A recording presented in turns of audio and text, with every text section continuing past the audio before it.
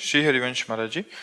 महाराज जी, आपके चरणों में कोटि कोटि प्रणाम। महाराज जी, कण कण में भगवान हैं, तब एक ही समय में करोड़ों अरबों के मन में कैसे सुन समझ लेते हैं? वे अपनी लीलाएं भी उसी समय ही करते हैं समस्त। क्योंकि इंद्रियाणाम मनश्चास्मि, वही मन बने हुए हैं। इंद्रियों में मन मैं हूं, भगवान कह रहे ना। तो तुम कहते हो मन की सुन कैसे लेते हो? वो मन ही बने हुए हैं, वही मन बने हुए हैं, सबके मन वही बने हुए हैं। जैसे एक शीशा में देखो तो हम अकेले, और करोड़ों शीशा तोड़ करके मकान बना दो और उसमें देखो तो तुम ही दिखाई दोगे ना। तो अब करोड़ों दिखाई दे रहे हो लेकिन हो तुम ही, है नहीं? ऐसे ही एक भगवान सच्चिदानंद, एक करोड़ों शरीर दिखाई दे रहे और वो सबके अंदर बैठा हुआ है, सबकी सुन रहा है। हम लोग प्राकृतिक बुद्धि वाले हैं, हमारी प्राकृतिक श्रवणेंद्रिय है, तो 100 आवाज हम एक साथ नहीं सुन सकते। वो 1 अरब आवाज एक साथ सुनकर 1 अरब लोगों को एक साथ उत्तर दे देगा। इसीलिए वो भगवान है, इसीलिए वो परमात्मा है। समझ रहे ना? तो उसकी सामर्थ्य तो अनंत है, उसकी सामर्थ्य अनंत। वो अंगुली से सुन सकते हैं, जबकि अंगुली में श्रवणेंद्रिय थोड़ी तो ज्ञेंद्रिय है। वो अंगुली से सुन सकते हैं, वो कान से खा सकते हैं, वो पैर से सूंघ सकते हैं। सच्चिदानंद है, सब कुछ सच्चिदानंद में सामर्थ्य होती है। अपने लोग प्राकृतिक केवल काने से सुन सकते हैं, और 100 आवाज एक साथ हो रही हो तो हम पहचान नहीं सकते कि कौन क्या बोल रहा है। वो एक असंख्य लोग बोले एक साथ तो सबको उत्तर भगवान दे देंगे। भगवान भगवान है ना, भगवान की सामर्थ्य अनंत है। वही सबके मन बैठे हुए बने हुए, वही सबकी आत्मा बने हुए, वही सबकी बुद्धि बने हुए। सही पूछो तो वही सब कुछ बने हुए हैं, उनके सिवा कुछ है ही नहीं। तो अपनी बात अपने सुन लेते हैं ना, ऐसे भगवान सबकी बात सुन लेते हैं। मेहुल जी, राधे राधे राधे। महाराज जी, महाराज जी, कभी कभी सत्व गुण में और कभी कभी रजोगुण में जीता हूँ। जब भोग भोगता हूँ तो मजा आता है, फिर अफसोस होता है सब बर्बादी कर दी। सतोगुण में रहने के लिए ज्यादा से ज्यादा मैं क्या करूं महाराज जी? वैसे भोगों में मजा आता है, मुझे तो ये बात बस जैसे नशे में आदमी शराबी नाली में पड़ा मजा लेता है, उसको मजा लगता है। लेकिन देखो ना कितनी घृणित दशा होती शराबी पुरुष की। ऐसे ही वासना का नशा चढ़ गया है, वासना का नशा, इसलिए नहीं उल्टी हो जाए, तुम जिसे मजा कहते हो वमन हो जाए। अपवित्र बुद्धि है, अपवित्र मन है, इसलिए ऐसा अनुभव हो रहा। ऐसा सबको अनुभव होता है, तुम्हें ही नहीं। जब अपवित्र मन होता है, अपवित्र बुद्धि होती तो नहीं तो ऐसे छी, अंदर से ऐसी घृणा हो जाएगी, छी नहीं, अब कछुनाथ न चाहे मोरे प्रभु, अब ये गलत मार्ग, ये विषय भोग, ये संसार के सुख नहीं, अब मुझे आप अपना सुख प्रदान करें। जब पवित्र बुद्धि हो जाएगी, अपवित्र मलिन बुद्धि में तो फिर ये सब अच्छा है। फिर अफसोस भी तो होता है बाबा जी कि ये गलत टाइम वेस्ट कर दिया। हाँ, ये उत्तम बात है। अभी पूरी पवित्र बुद्धि नहीं हुई है, जब पूरी पवित्र हो जाएगी तो पहले ही जो थोड़ा पवित्र होती है और ज्यादा अपवित्र होती है तो वो बाद में पश्चाताप करती है। भोग के समय तो सहयोग कर देगी और इसके बाद पश्चाताप करेगी, यार ऐसा क्यों किया। और जो ज्यादा पवित्र होती है, कम अपवित्र होती है, तो भोग की लालसा तो हुई पर वो पहले ही काट देगी, पहले ही उसमें निरर्थक भाव ले आएगी कि यार इसके पहले ले आवे तो काम बन गया। अब पीटने के बाद फिर ज्ञान उपदेश हो तो फायदा क्या हो गया? माया ने पीट दिया, अब बाद में उपदेश हो रहा, यार ये समय बर्बाद गया, ये व्यर्थ की वासना बढ़ रही है, व्यर्थ का अनुभव बढ़ रहा है संसार सुख का, ये तो बहुत गलत है। पवित्र बुद्धि तो इससे नाम जप बढ़ाओ, जितना नाम जप बढ़ाओगे उतनी बुद्धि पवित्र होती जाएगी। और पवित्र बुद्धि का लक्षण उसे रमा विलास राम अनुरागी तजत बमन जिम जन बड़भागी। वो बड़भागी भगवान के भक्त जन लक्ष्मी के वैभव विलास को वमन की तरह त्याग देते हैं। कितने दिन का है, कितने दिन का है? अभी शरीर छूट जाए तो क्या है आपके पास? जो भजन किया, जो भगवान का चिंतन किया, जो अच्छे कर्म किए, जो बुरे कर्म किए, वही वो है आपके पास। तो अच्छे कर्म करो, नाम जप करो और भोगों को धर्म के लिए भोगो। अब जैसे आपकी पत्नी है, अब आप परमार्थ पे चल रहे हो और उसकी इच्छा है, तो भगवान को प्रणाम करके भगवान का चिंतन करते हुए कि यद्यपि इसमें सुख नहीं है पर वो अर्धांगिनी है, उसकी इच्छा पूर्ति के लिए हम ऐसा कर्म कर रहे हैं, बगैर इसमें कोई तत्व नहीं, तो आप कर्म भी हो गया और आप फंसे भी नहीं, क्योंकि आपकी रुचि नहीं है। ऐसे भोगों को धर्मयुक्त भोगने से भगवान की तरफ हम बढ़ सकते हैं, नहीं तो प्रायः पूरा संसार कोई बिरला ही एक दो ऐसा होगा जो इन भोगों में अरुचि करके निकल पावे, नहीं तो कोई भोग रहा है रुचि पूर्वक और कोई रुचि है पर भोग नहीं मिल रहा है, कोई रुचि है पर भोग इसलिए नहीं भोग रहा कि हमें भगवान की प्राप्ति करनी, पर रुचि है। कोई विरला ऐसा होगा जिसकी भोगों में रुचि नहीं है और भगवान प्रिय लग रहे हैं। इसलिए नाम जप करो और आगे बढ़ो। जी श्री हरिवंश महाराज जी। महाराज जी, आपने तो शिव जी को देखा है महाराज जी, वो कैसे दिखते हैं महाराज जी? बेटे को देख ले तो बाप का अनुमान लग जाता है कि नहीं लग जाता? बेटे को देख, अब बाप की पूरी आकृति का, वो तो सच्चिदानंद है, चिदानंद शिवोहम है, वो तो साक्षात भगवान है। तो अब भगवान को अगर देखना है तो उनके बेटे भक्त को देख लो, भगवान को देखना है तो उनके बेटे भक्त होते हैं। आप देखो वो कर्पूर गौरम है, तो थोड़ा जैसे, अरे उनकी जटा बहुत बड़ी है, हमारी थोड़ी छोटी है लेकिन है उन्हीं के बच्चे, हम उन्हीं के शरणागत हैं, उन्हीं के दास हैं।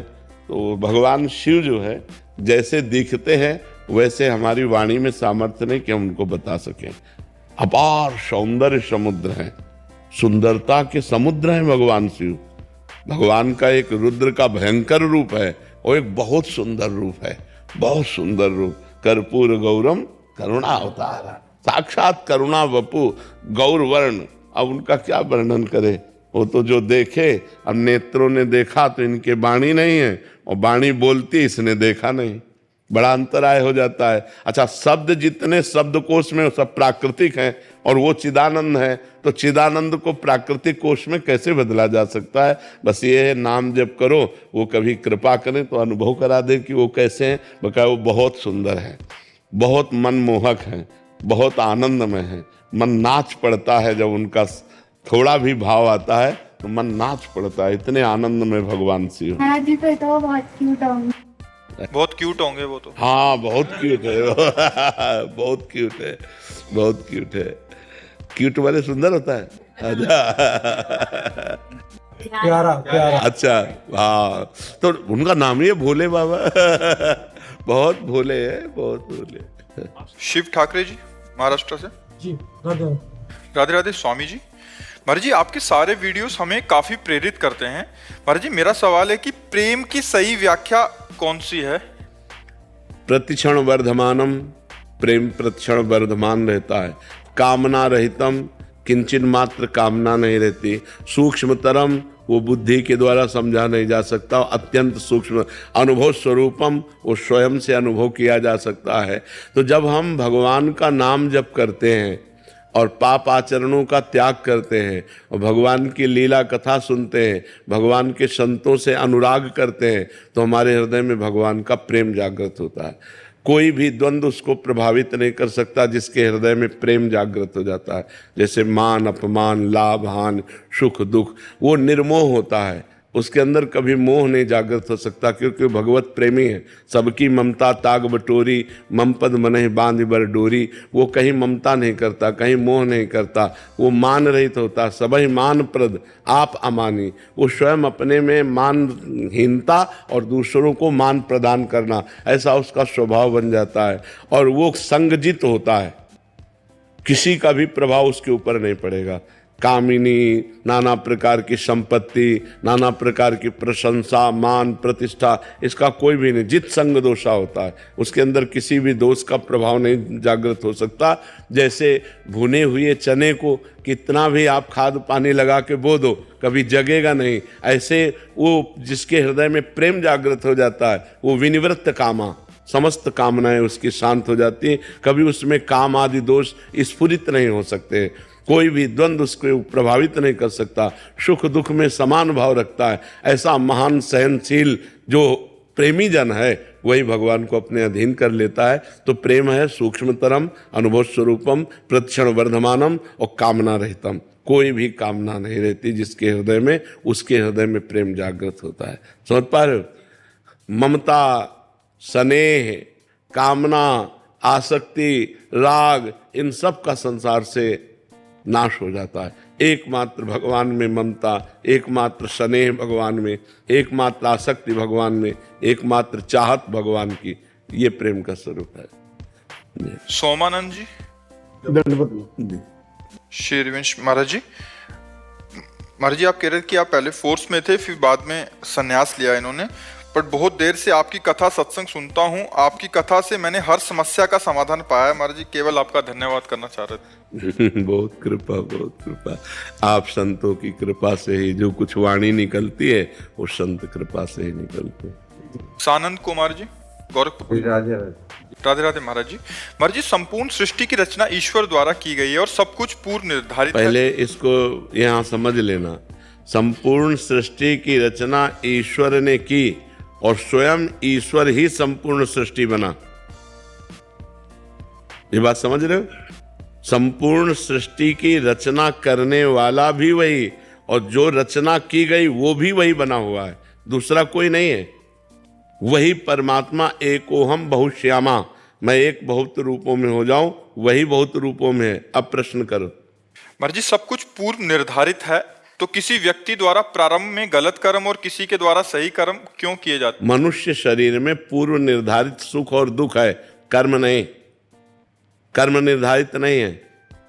जो हमने पूर्व में पाप कर्म किए और जो पूर्व में पुण्य कर्म किए, उसके मिश्रण से हमारे शरीर की रचना हुई। तो हमको कभी पाप का फल दुख मिलेगा, कभी पुण्य का फल सुख मिलेगा। लेकिन नवीन जो कर्म हो रहे हैं वो पूर्व प्रारब्ध से नहीं हो रहे, वो हमारी बुद्धि की मलिनता से हो रहे हैं, हमारे मन की चंचलता से हो रहे हैं। इनको पुनः आगे चलकर भोगना पड़ेगा। समझ पा रहे हो? कर्म हमारे पूर्व की प्रेरणा से नहीं हो रहे, फल पूर्व की प्रेरणा से आ रहा है। जैसे आपने बहुत पढ़ाई लिखाई की, बहुत मेहनत की, लेकिन आपका पूर्व पाप बहुत अधिक है, आपकी नौकरी नहीं लगने देगा, आपका व्यापार सफल नहीं होने देगा, आपको घुटने टिकवा देगा, हर विपत्ति दुख। तब आप कहोगे मैं तो इतनी मेहनत करता हूं। कर्म आपने बहुत अच्छे किए अभी, लेकिन पूर्व का पाप आपका बहुत बलवान, इसलिए आपको उठने नहीं दे रहा। और कुछ ऐसे हैं जिनके ज़्यादा दिमाग भी नहीं है, जो ज़्यादा प्रयत्न भी नहीं कर रहे और पाप आचरण भी कर रहे हैं, लेकिन उनकी उन्नति होती चली जा रही है। वो पूर्व का पुण्य उनका साथ दे रहा है। अभी का कर्म आगे उनको भोगना पड़ेगा। जो पूर्व का पुण्य है वो उनका उत्थान कर रहा है। बात समझ पा रहे हो? Hi ma'am, I am resigning. Seriously? But तुम्हारा तो नेक्स्ट मंथ प्रमोशन होने वाला था ना। आई नो, बट मुझे बिग 4 में जॉब। जो पूर्व का पुण्य है वो उनका उत्थान कर रहा है। बात समझ पा रहे हो? जी महाराज जी, आप कह रहे हैं कि हस्त मैथुन की 17 साल के हैं और कितना भी सुन लो, फिर बाद में कितना भजन करता हूँ और उसके बाद फिर वहीं गिर जाता हूँ महाराज जी। उसे ये ऐसा वायरस है कि इसकी अभी तक वो नहीं बनी वैक्सीन इस वायरस की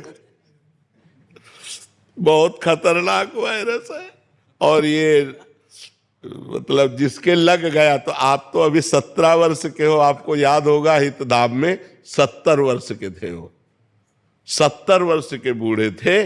और उन्होंने खड़े होकर के सभा में कहा था कि हमारी आदत ऐसी है, मैं आज तक छुटकारा नहीं पाया।